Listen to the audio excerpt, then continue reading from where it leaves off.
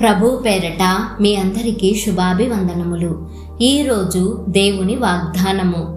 తండ్రి తన కుమారుల ఎడల జాలిపడునట్లు యెహోవా తన యందు భయభక్తులు గలవారి ఎడల జాలిపడును. కీర్తనల గ్రంథము 103వ అధ్యాయము 13వ వచనము.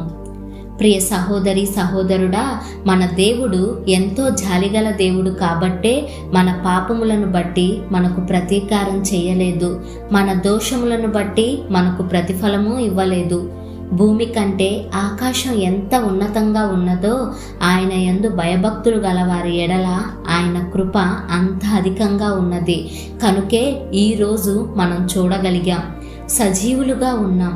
అయినా సరే ప్రస్తుతం ఎదుర్కొంటున్న కఠినమైన పరిస్థితులను బట్టి చాలామంది దేవుణ్ణి నిందిస్తున్నారు, కానీ దేవుడు చేసిన మేళ్లను మాత్రం మరచిపోతున్నారు.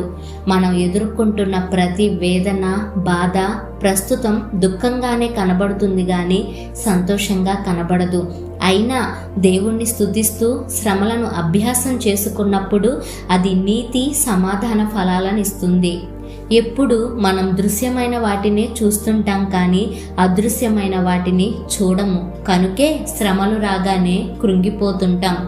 కానీ మనకు వచ్చే శ్రమల ద్వారానే మనం విధేయతను నేర్చుకుంటాం, దేవుడిచ్చే నిత్యమైన మహిమను పొందుకుంటాం. అయినా దేవుడు నిత్యము కోపించే దేవుడు కాడు. తండ్రి తన బిడ్డల పట్ల జాలిపడేట్లు దేవుడు యందు భయభక్తులు కలిగిన మన ఎడల జాలిపడి మన మీదకు వచ్చే శ్రమల నుండి తప్పిస్తారు.